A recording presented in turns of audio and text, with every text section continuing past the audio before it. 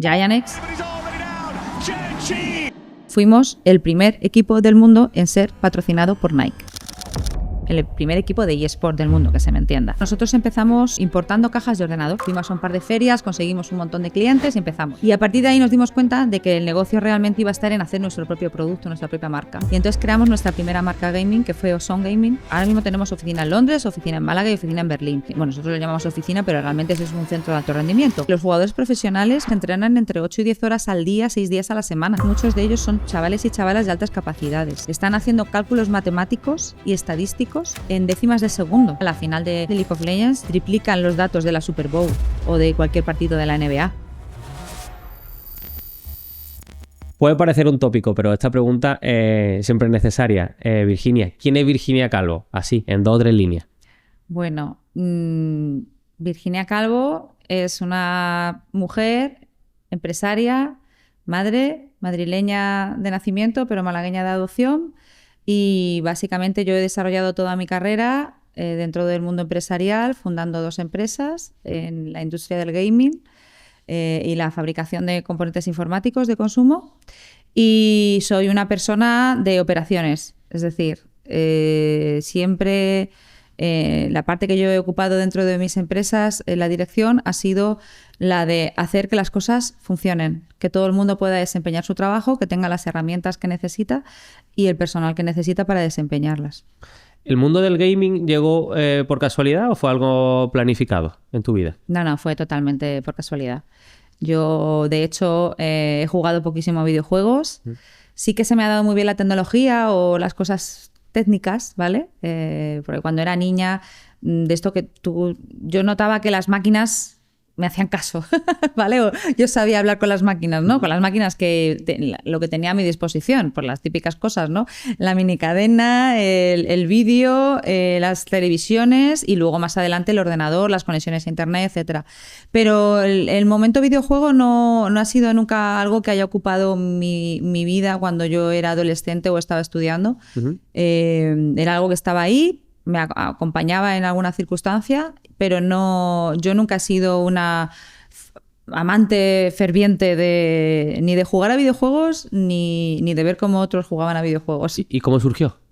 Pues como muchas cosas en la vida, un cruce de oportunidades, ¿no?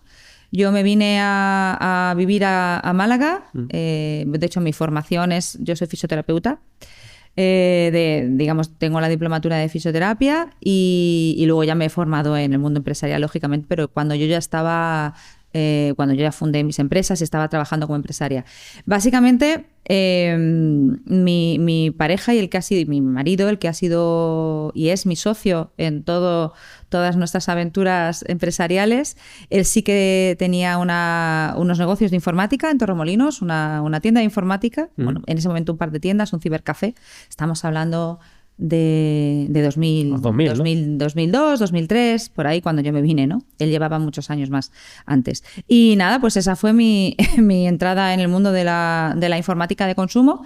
Y de la informática de consumo, unos años más tarde, pasamos a conocer el mundo incipiente del gaming, ¿no? De esta cultura gaming, de lo que se ha transformado después, de que mueve masas de gente y que mueve un montón de ilusiones, ¿no? Y ahí empezamos a conocer el apasionante mundo de las competiciones, en ese momento amateurs, de los eSports o competiciones de videojuegos y hasta hoy. ¿Cómo ha evolucionado el sector desde aquella época a ahora? Bueno, a ver, prácticamente desde el punto de vista, si hablamos de las competiciones profesionales de videojuegos, es que te estoy hablando que es que hace 15 años no había. O sea, lo que había eran competiciones amateurs, grupos de colegas que quedaban en un cibercafé o en un evento, en una biblioteca de un pueblo, de un barrio o de una ciudad para hacer competiciones.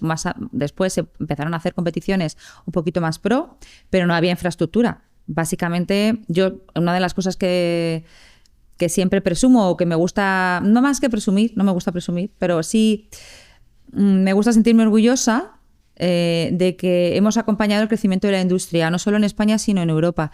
Entonces, hemos sido motor de cambio Ha habido muchas decisiones que hemos tomado durante todos estos años que afectaban a nuestra empresa, pero que a la vez afectaban a la industria, porque éramos un agente importante de la industria, ¿no? Y de hecho siguen afectando, porque nosotros estamos compitiendo al más alto nivel hoy en día. Lo que antes se consideraban estrellas, y que luego creo que paulatinamente la sociedad y sobre todo las personas que no estaban tan relacionadas con el gaming tenían que empezar a comprender que también había estrellas que estaban delante de un ordenador con una silla. ¿Fue pionero el hecho de tratarlas como tal? ¿Visteis que realmente había un filón? Porque, por ejemplo, sé que en los equipos pues cada día tienen más comodidades, se juegan en hoteles, al final yo creo que todos también tienen como una retribución económica. ¿Cómo os disteis cuenta de que había que tratar al jugador de una manera especial? Bueno, esto es un entorno hoy día, en 2025, totalmente profesional y desde hace 8 años en toda Europa es un entorno profesional donde todos los jugadores tienen su salario, tienen sus contratos laborales y, por supuesto, toda la infraestructura que les aporta el equipo, en nuestro caso GiantX, para que puedan desempeñar su desempeño, valga la redundancia, de la manera más profesional posible. Es decir, todas las facilidades, por supuesto, vivienda, todos los equipos informáticos necesarios, viajes, etcétera, todo lo necesario, ¿no? A ver, nosotros nos dimos cuenta por analizando las audiencias. Al final, los eSports o las competiciones profesionales de videojuegos, me gusta decir las dos cosas por si hay alguien que no está familiarizado con el término eSports o Electronic Sports, son un negocio de audiencias. Nosotros somos espectáculo y entretenimiento, utilizamos videojuegos para ello, pero somos espectáculo y entretenimiento. Tenemos mucho más que ver con la industria audiovisual y del entretenimiento y cultural, puesto que somos videojuegos, que con el mundo del deporte. ¿Vale? Entonces, básicamente porque el canal que utilizamos es el videojuego y los videojuegos son cultura, no son deporte. Entonces, si hay una clasificación, de momento, las competiciones de videojuegos están dentro del área cultural porque somos videojuegos. ¿Qué hay que hacer para que te fiche Giant? Ser muy bueno. Ser muy bueno y aceptar las condiciones del contrato. ¿Hay barreras dentro de... Bueno, me has dicho que se relaciona con cultura, pero ¿crees que hay barreras de considerar esta competición como se consideran otras competiciones en otros ámbitos? Por ejemplo, el deporte. Te refieres con el deporte convencional, ¿no? Bueno, sí, hay ciertas barreras. Para empezar, una muy importante que es la IP. Nosotros competimos a videojuegos que son propiedad de alguien.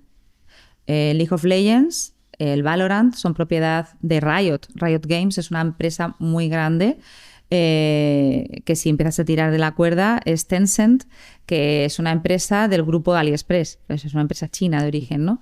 Sin embargo, no hay dueño de fútbol, no hay dueño del baloncesto, claro. No hay dueño ni del ajedrez, que podría ser algo que podrías decir, bueno, utiliza también, digamos, el rendimiento intelectual, ¿no? Como pasa con el mundo de los videojuegos, ¿no? Lo que más diferencia a los eSports del mundo del deporte en general es que hay una IP, hay un dueño, hay una empresa privada que posee la titularidad de esa IP, que en este caso es el League of Legends o Valorant, que son los dos videojuegos a los que competimos profesionalmente. Sí. De los dos que has mencionado, ¿hay algún videojuego estrella? Bueno, los dos lo son, cada uno en su segmento. El League of Legends es un videojuego que es un videojuego de estrategia, que tiene que ver como una atrapa la bandera para que todo el mundo me entienda, ¿no? Hay dos equipos en un mapa que se disputan el mapa y el otro tiene que conquistar, digamos, todas las torres, todos los elementos que forman parte del mapa del otro y así. Entonces el primero que acaba con todos esos elementos es el que gana. Pero durante ese periodo pasan muchas cosas muy interesantes. En el League of Legends, por ejemplo, hay más de 200 personajes y cada personaje tiene sus habilidades, sus magias, sus posibilidades de combatir mejor con otro personaje que con otro. Es muy interesante, bastante difícil de jugar y bastante difícil de entender si no has visto o no has jugado nunca al League of Legends.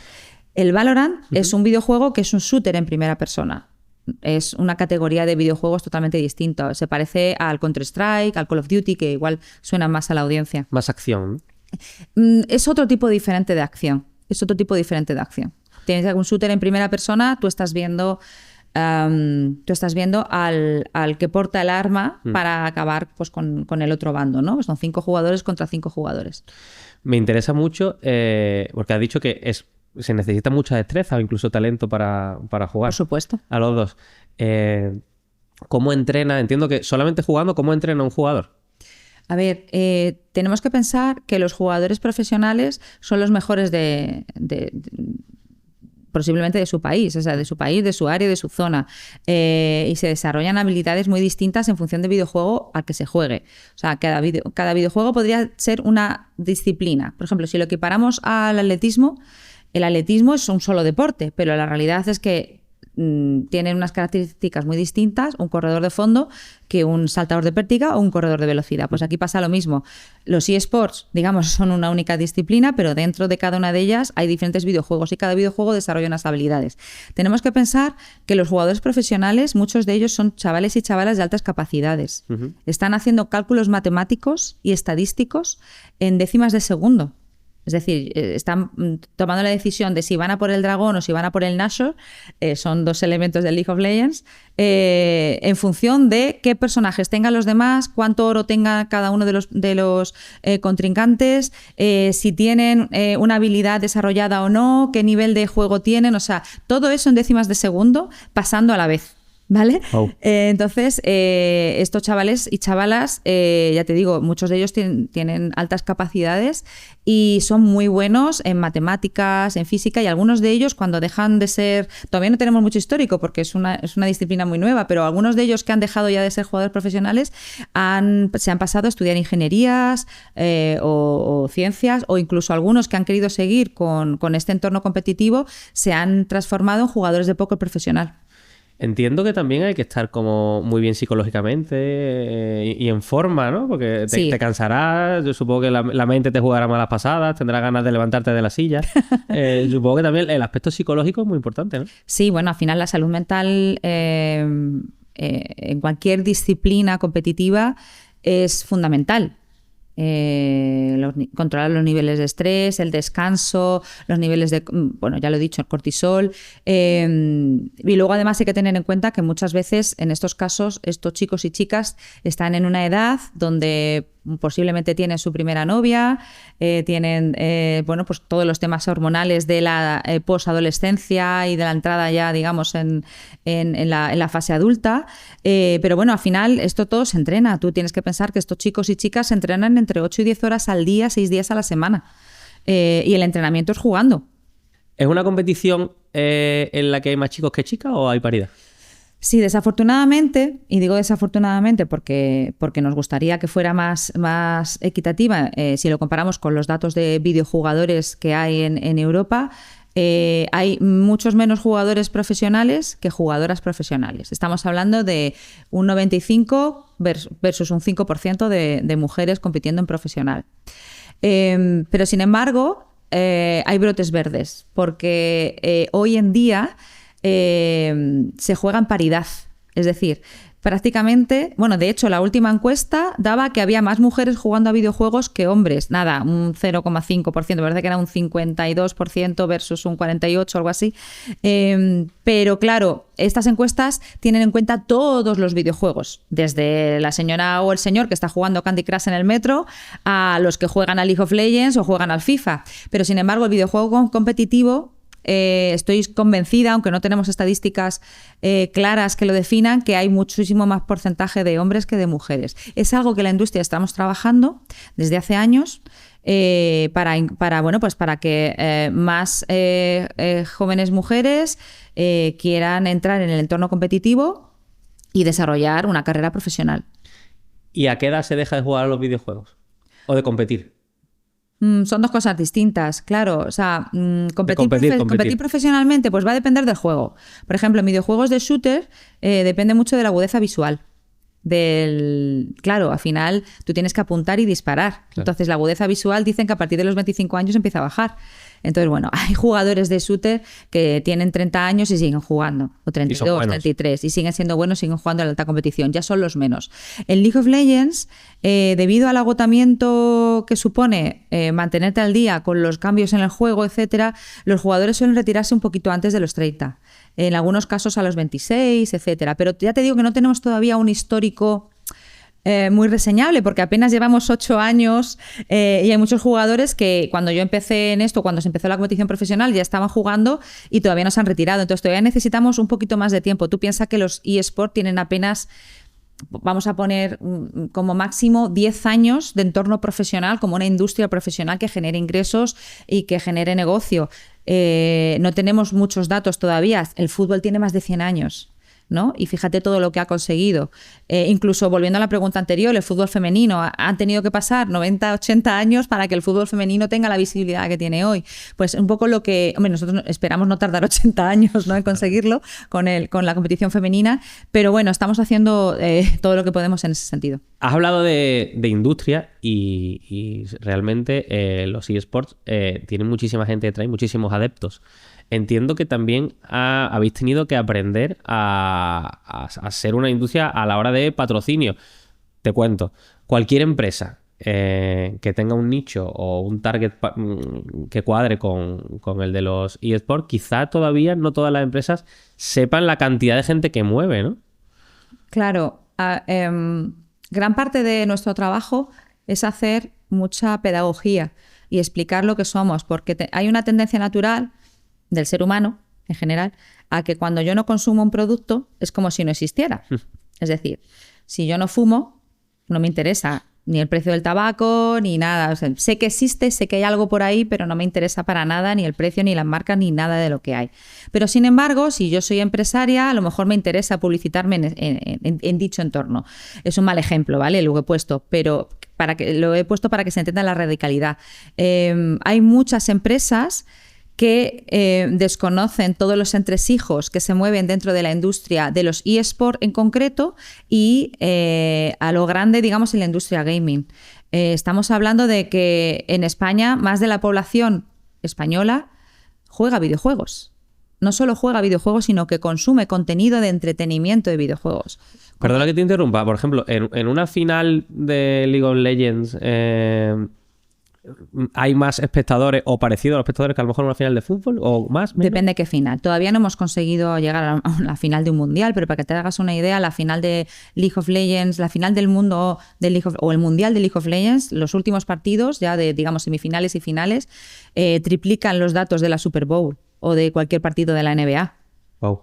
Al fútbol, a las finales mundiales no hemos llegado, pero hay muchos partidos que se juegan en la LEC, que es la competición europea internacional a la que jugamos nosotros, que es una liga franquiciada, etcétera, que se ven más que muchos partidos de segunda división.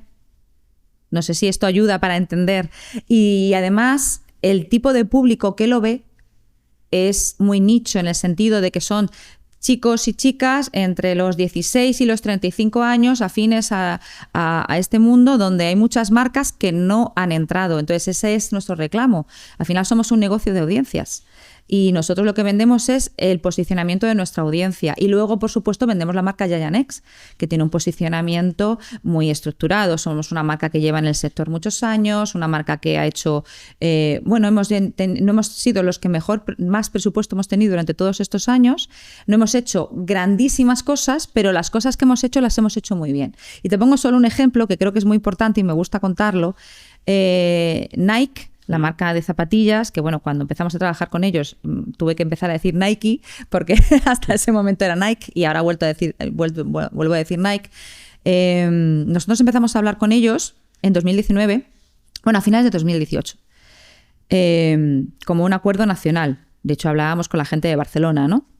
Eso escaló a un acuerdo europeo y finalmente conseguimos cerrar un acuerdo con Nike en Portland a nivel mundial y fuimos Giant-X, un equipo malagueño compitiendo a nivel europeo, fuimos el primer equipo del mundo en ser patrocinado por Nike, el primer equipo de eSport del mundo, que se me entienda.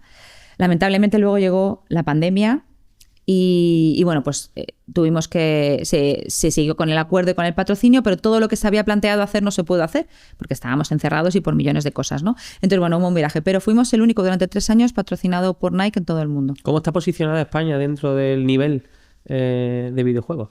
¿Se juega bien en España? ¿Tiene grandes jugadores? ¿Te refieres a competitivo? Sí, claro, tenemos grandísimos jugadores en muchísimos juegos. De hecho, en los principales equipos europeos hay jugadores españoles. ¿Y la vida de un jugador de Giants, cómo es? Bueno, pues es una vida casi como un monje. ¿Sí, no? Sí, claro, como muchos deportistas profesionales. Claro, yo siempre pongo ejemplos del atletismo porque es el deporte que conozco, yo fui atleta, entonces yo recuerdo, yo nunca he sido olímpica ni nada de esto, pero sí he tenido amigos olímpicos. Yo recuerdo que su vida era monacal prácticamente, ¿no? Entrenar, comer bien, descanso, entrenar, comer bien, descanso y competir. Y así, pues básicamente es así, la de los jugadores profesionales. ¿Viven en su casa, por ejemplo? No. Nosotros tenemos, dependiendo de qué competición sea, cuando, por ejemplo, ahora mismo tenemos oficina en Londres, oficina en Málaga y oficina en Berlín. La oficina en Berlín tiene como objetivo cubrir las necesidades de los jugadores en Berlín. ¿Por qué están en Berlín? Están en Berlín porque la competición se ejecuta desde allí. Es decir, todas las semanas los partidos oficiales se juegan desde un gran plató de televisión con espectadores para más o menos 300 personas. Desde allí se realiza y se produce el partido y se retransmite por streaming para toda la audiencia. Por eso tienen que estar en Berlín. Y nosotros les facilitamos la vivienda y una oficina donde, bueno, nosotros lo llamamos oficina, pero realmente ese es un centro de alto rendimiento. Un poco como el que tenemos aquí en Málaga, el Home of Giants X, que nos sirve para hacer lo mismo pero con la Liga Nacional. ¿Y hacia dónde crees que evoluciona el mercado? Pues gran pregunta, porque la realidad es que desde que empezamos con esto no ha parado de evolucionar. Digamos que el modelo de negocio tradicional, la parte tradicional del negocio está muy clara, ¿no? Es un negocio de audiencias, vendes audiencias, haces acciones comerciales con marcas o con empresas que quieran posicionarse dentro de estas audiencias. Y luego la otra parte del negocio es el éxito deportivo. Cuanto más éxito deportivo, pues más revenue de competición se reparte, ¿no? Pero digamos que cada año hay movimientos que van llevando el negocio en un sentido o en otro, o lo van especializando en un sentido o en otro. Y nosotros estamos constantemente adaptándonos. Pues ahora habrá que ver cómo encaja todo lo que tiene que ver con inteligencia artificial, con realidad aumentada, cómo afecta eso al entorno del videojuego, al entorno de los jugadores, al entorno competitivo, si por el camino van apareciendo nuevos juegos que despierten nuevas audiencias, pues tendremos que estar ahí, ¿no? Es algo muy, muy, muy interesante y que nosotros, por supuesto, estamos estudiando de forma constante. Sí, porque, bueno, desde el total desconocimiento, pienso que quizá la inteligencia artificial cambie el modo de jugar, ¿no? En el futuro de los videojuegos, ¿no? No sé si tanto el modo de jugar a corto plazo, pero desde luego el modo de analizar y de entender los datos que manejamos. Nosotros ahora mismo tenemos un plan, de hecho le hemos llamado GX Plan porque somos muy originales, no nos complicamos mucho la vida, que forma, bueno, no lo puedo contar con muchísimo detalle porque claro, es estratégico, pero básicamente es precisamente cómo utilizar la inteligencia artificial para mejorar nuestros procesos creativos, nuestros procesos de desarrollo de proyectos y comerciales, y cómo también mejorar el rendimiento de nuestros jugadores con los datos que manejamos. Tú piensas que nosotros jugamos en un entorno donde todos los datos de todas las partidas se quedan registradas, no solo las nuestras, sino todas las que se graban en entorno competitivo profesional.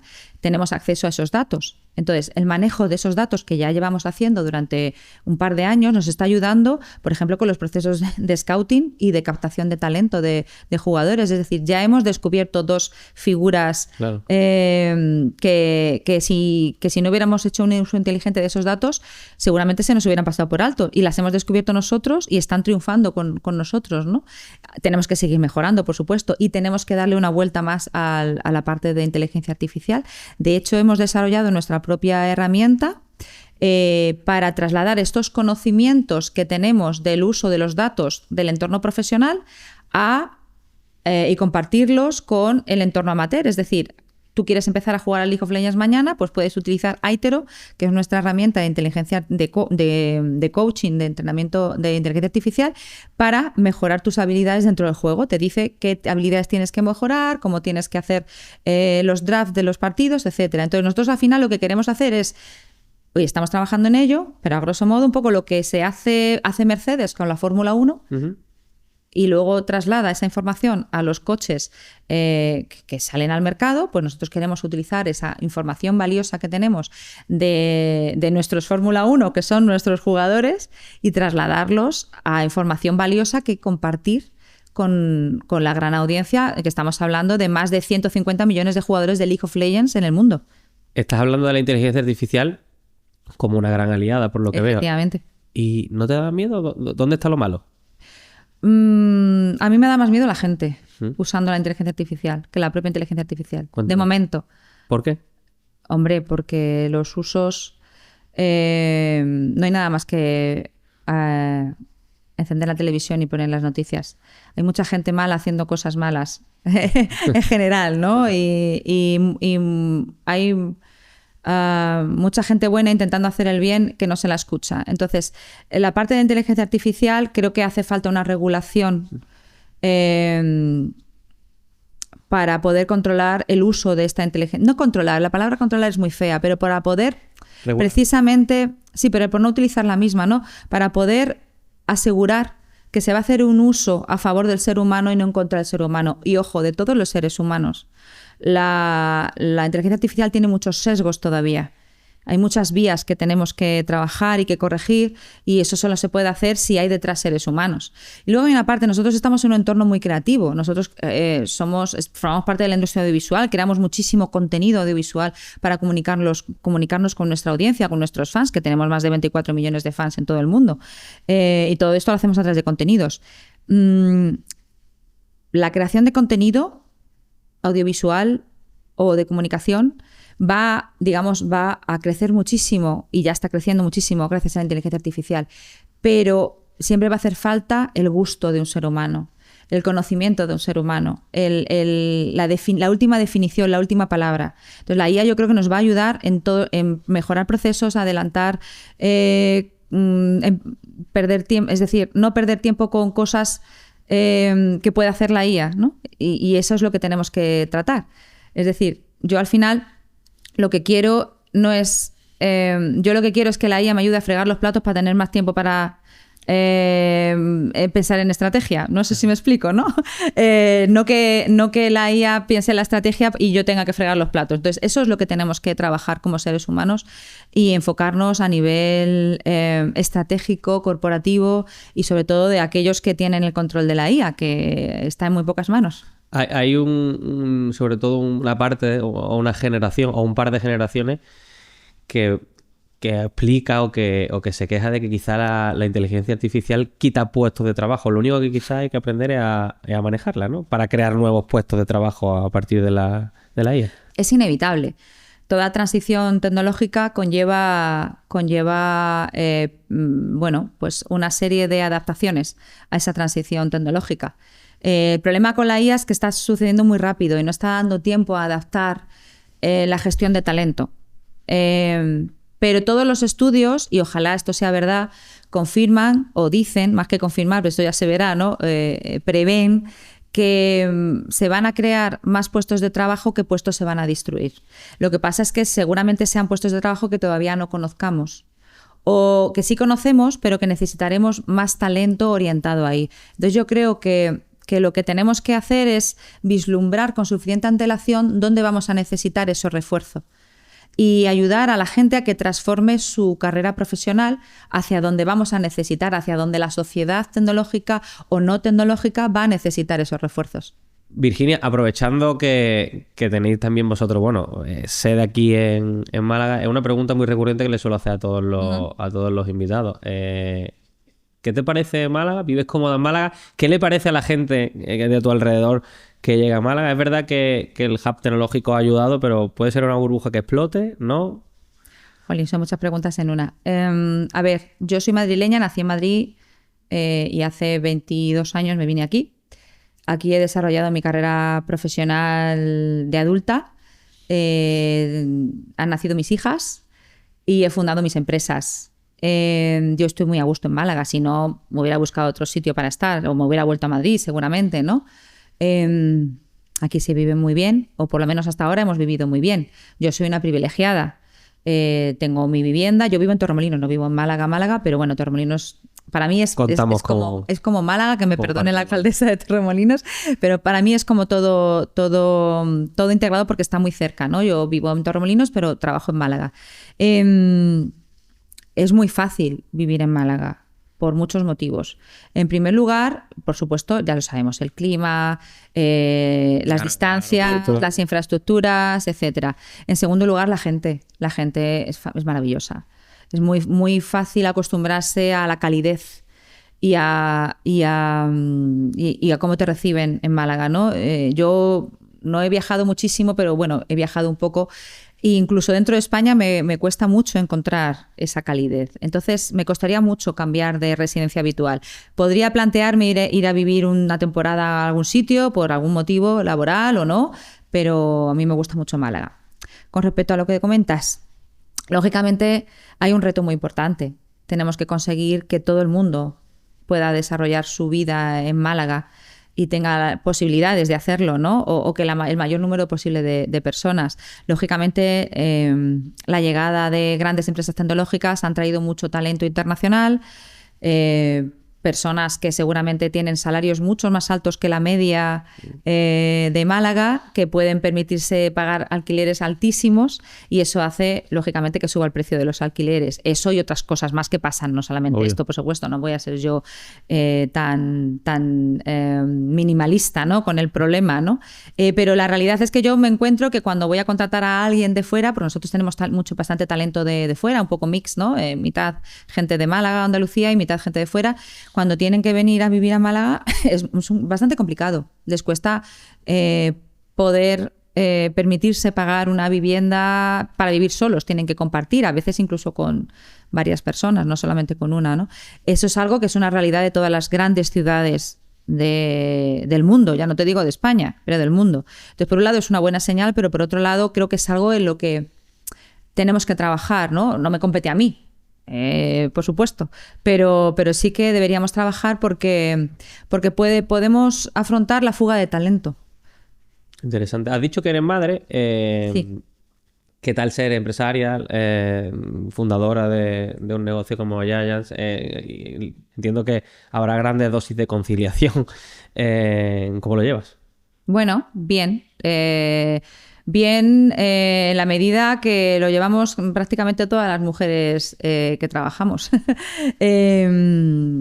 Yo afortunadamente soy privilegiada, lo vuelvo a decir. Al ser empresaria he podido adaptar mis jornadas a mis necesidades en todas las fases de la maternidad. No todas las mujeres tienen la misma suerte. Hacen falta más medidas de conciliación para que esto pueda suceder. No solamente en los entornos empresariales, sino también en los entornos familiares, que muchas veces son los más limitantes. El no tener una cultura de conciliación familiar formada en términos de igualdad hace que el 80-85% de las tareas que tienen que ver con la conciliación, ya no solamente me refiero a los hijos, sino todo lo que tiene que ver con el entorno familiar, relaciones sociales, cumpleaños, colegios, notas, estudios, ropas, etcétera, recaigan en las mujeres, y eso frena mucho el crecimiento de las mujeres en general. Por eso yo digo, yo lo he llevado bien porque soy una privilegiada, pero soy muy consciente de la realidad que me toca vivir y de la realidad de otras mujeres que, como yo, son o directivas o empresarias o trabajadoras de empresas, ¿no? ¿Dirías que hay machismo en el mundo del videojuego? Sí, como lo hay en el mundo en general. Desafortunadamente es algo que todavía nos va a costar superar mucho, y más en el entorno en el que vivimos actualmente, donde parece que de repente vamos para atrás en vez de ir hacia adelante. Pues ya que estamos aquí, Virginia, pues vamos a volver a los inicios. Cuéntame un poco cuál es la historia de Atlas Informática, que ya está vendida, ¿no? Sí, bueno, Atlas Informática es, digamos, la empresa que fundamos. Yo tenía 23 años. Yo venía de trabajar en un entorno, bueno, de trabajar no, de vivir en un entorno empresarial, porque mi padre fue empresario de un sector totalmente distinto, no tenía nada que ver, de alimentación, etcétera. Y yo ya sabía lo que era ser empresaria. Entonces yo creo que de alguna manera eso también me ayudó a dar un pasito adelante. José y yo, que somos los fundadores de Atlas y hemos sido los propietarios durante los bueno, hasta hace 2 años que vendimos la empresa al grupo PC Componentes, que es, creo que todo el mundo sabe quiénes son. Sí. Bueno, nosotros empezamos importando cajas de ordenador. Algo tan sencillo como una caja de ordenador, cuando todo el mundo hablaba de que los portátiles se iban a cargar los PCs.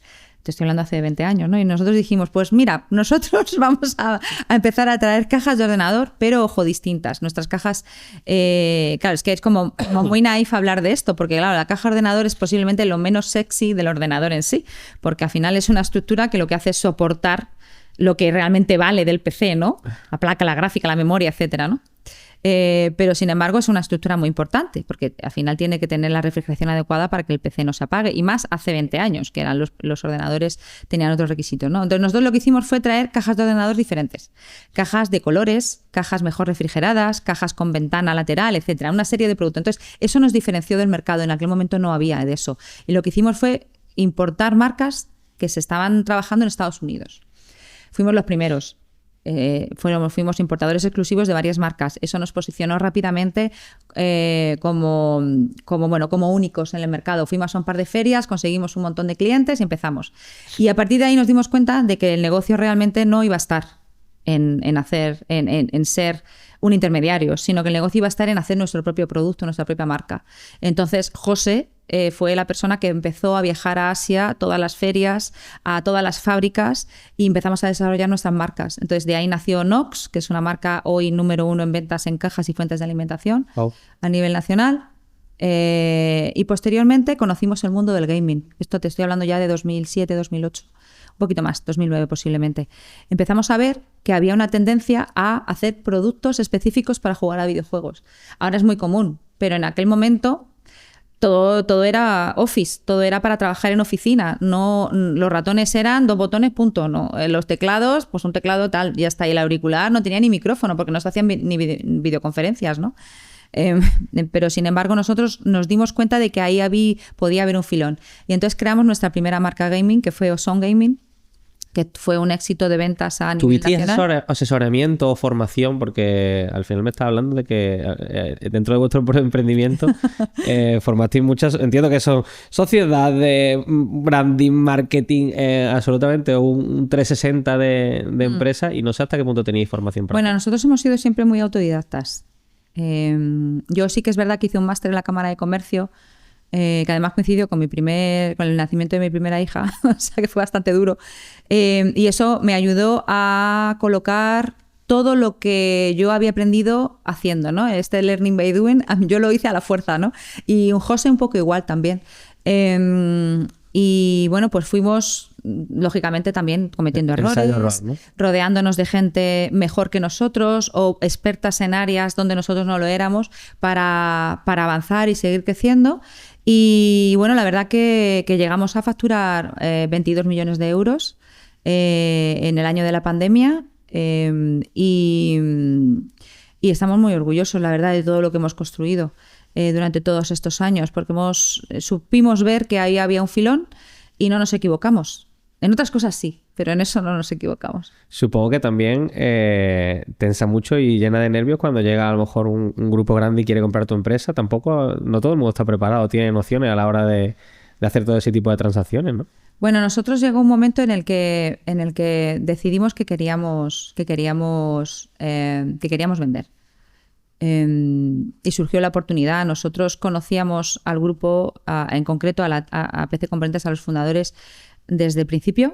Ellos empezaron en una pequeña tienda. Eso sí que son un gran ejemplo también de emprendimiento y de crecimiento. Una pequeña tienda en Alhama de Murcia, y fueron nuestros clientes desde el minuto 1 y les hemos visto crecer. Llegó un momento en el que yo he dicho que facturábamos 22 millones, pero posiblemente ellos en ese momento estaban en 400 o 500 millones de euros, ¿no? Pero les vimos crecer, ¿no? Entonces, sí, José y yo hablábamos de que si algún día vendíamos, queríamos que fuera a alguien que conociéramos bien. Y tuvimos la gran suerte de poder hacerlo al grupo YF, que son los propietarios de PC Componentes, y a día de hoy José y yo seguimos trabajando en Atlas, dirigiendo la compañía como una del resto de compañías que forman parte del grupo, y aprendiendo mucho con ellos y aportando todo lo que podemos. O sea, no ha sido difícil desprenderse, ¿no?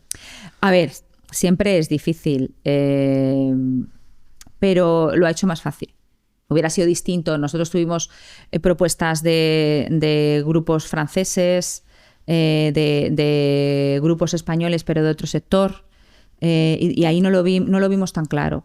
Y en las fases de negociación, pues siempre se caía por algún motivo, o por parte de ellos o por parte nuestra, ¿no? Pero sin embargo, bueno, pues con la gente, con estos amigos, fue mucho más orgánico, vamos a decirlo así. ¿Y hay algo nuevo en vuestra cabeza? ¿Algún proyecto chulo? Estamos mirando muchas cosas. Yo tengo muchísimo interés por todo, ya lo he comentado antes, por todo lo que tenga que ver con la inteligencia artificial.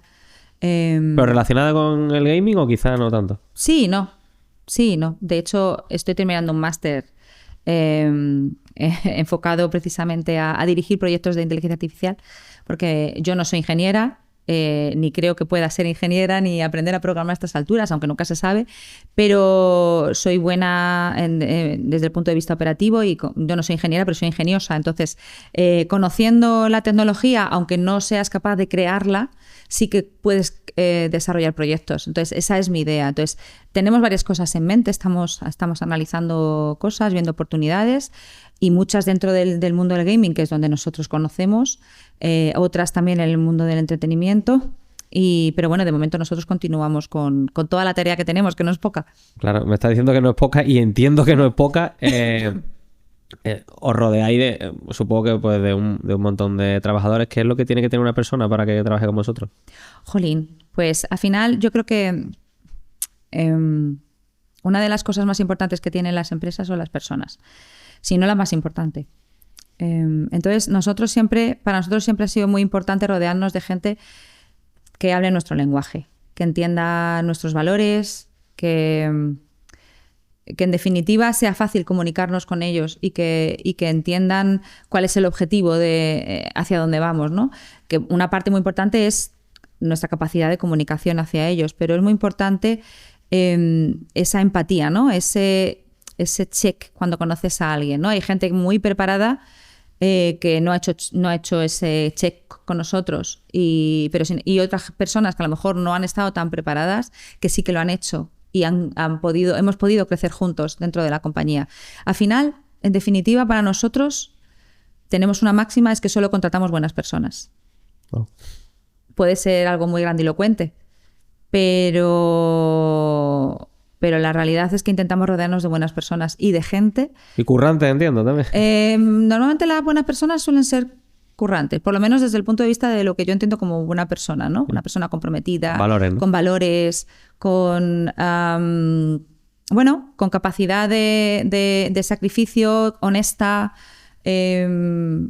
Y sí, yo creo que hay una máxima, me gustó mucho, y esto es algo que lo cuento así en modo chascarrillo. En Adolfo Domínguez, la empresa de Adolfo Domínguez, leí una entrevista que hablaba su CEO y decía que tenían una política de cero gilipollas, de contratar cero gilipollas. Y ella definía esta parte de cero gilipollas como aquellas personas que, incluso estando muy bien preparadas, no son buenos ejemplos no son un buen ejemplo para la gente que trabaja con ellos, o no son buenos jefes. Desde el punto de vista de hacer un seguimiento y pensar en el crecimiento de las personas, sino que simplemente pues son personas que están muy bien preparadas, pero se olvidan de cuidar al equipo, ¿no? Y me gustó mucho. A mí también me está gustando. Me gustó mucho y creo que casa muy bien con esta política nuestra de contratar solo buenas personas, ¿no? Y sí, básicamente es eso. Al fin, y luego hay una cosa muy importante.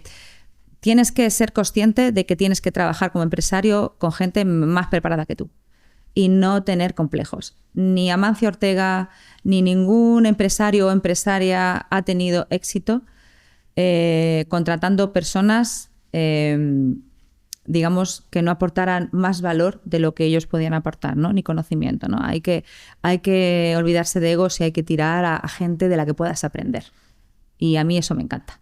Ya que estás hablando, siempre ha sido así, además. Ya que estás hablando de aprender, somos universidad. ¿Crees que la formación está a la altura del gaming a día de hoy o falta? Nos cuesta mucho encontrar perfiles. Perfiles sobre todo de comunicación con conocimiento de cómo se trabajan las audiencias y cómo se trabaja el fan. Por supuesto, nos llegan perfiles de marketing, perfiles de comunicación generales, que están muy bien, pero siempre necesitamos que tengan ese aporte, porque si no la formación es larga. Entonces, ¿qué pasa? Que solemos contratar perfiles que vengan de la comunicación o del marketing para estas áreas en concreto, pero que además sean entusiastas de los videojuegos. Pero claro, no siempre es posible. Entonces, esa parte nos cuesta a veces un poco. ¿Qué competencia o qué gap crees que es necesario que los nuevos alumnos aprendan para que estén bien formados en el mundo del videojuego? ¿Dónde ves tú esa...? Bueno, yo más que en el mundo del videojuego, yo en términos generales creo que todo el mundo tiene que entender que no son piedras. Y lo explico. Siempre lo cuento. Siempre me lo preguntan, me lo cuento. Bueno, si ya han tomado la decisión de estudiar, ya has dado un gran paso en tu vida, ¿no? Pero cuando yo digo muévete, no seas una piedra, me refiero a no solo empieza una carrera universitaria o una formación profesional, lo que quieras, lo que te guste, lo que te apasione, da igual. No solo eso, muévete, crea tu network, lee libros de lo que te interese, sigue a personalidades que te interesen. Tenemos una red increíble que es LinkedIn para prácticamente conectar o seguir a un montón de gente interesante de prácticamente cualquier área. Ve a eventos, haz preguntas, relaciónate, habla con tus profesores. Habla con otras personas que estén estudiando lo mismo que tú, de otros países, de otras áreas. Muévete, no eres una piedra. Eso es lo que va a marcar la diferencia entre tú y una persona que haya estudiado lo mismo que tú. Una marca personal también, ¿no? Sí, si lo quieres llamar así, aunque marca personal yo lo orientaría más a la parte que tiene que ver con lo que tú enseñas, que también es interesante, pero no siempre uno tiene las características personales para enseñarse, no sé, para mostrarse al exterior. Yo hablo más de lo que tú percibes, o sea, llénate de cosas. Durante muchos años he habido una tendencia natural a pensar que tú estudiabas una ingeniería y era suficiente. Ya no es suficiente. Pero ni una ingeniería ni cualquier carrera. Esto consiste en estar formándose constantemente y no necesariamente a través de cursos y cursos infinitos, que también hay que hacerlos. Yo ahora mismo estoy terminando un máster, te lo estoy diciendo muy, muy interesante, además de inteligencia artificial, pero consiste en ser autodidacta, en leer. Pues este año me interesa formarme en esto, voy a comprar los 3 libros más importantes de esto. Si es que ya se lo puedes preguntar a un montón de gente, es decir, a ver, dime los 3 libros más importantes de biodiversidad, yo qué sé, de neurociencia, de lo que sea, ¿no? Pues es eso, ¿no? Movernos para diferenciarnos. Me ha gustado mucho esta reflexión. Nuestros alumnos seguro que toman nota. Virginia Calvo, gracias por tu tiempo y gracias sobre todo por compartir tu experiencia y tus vivencias con UTAMED. Esta es tu casa. Bueno, muchísimas gracias. Ha sido un placer. Me parece que UTAMED tiene un gran proyecto y bueno, me va a gustar mucho ver cómo evoluciona y muchas gracias, Emilio, por la entrevista.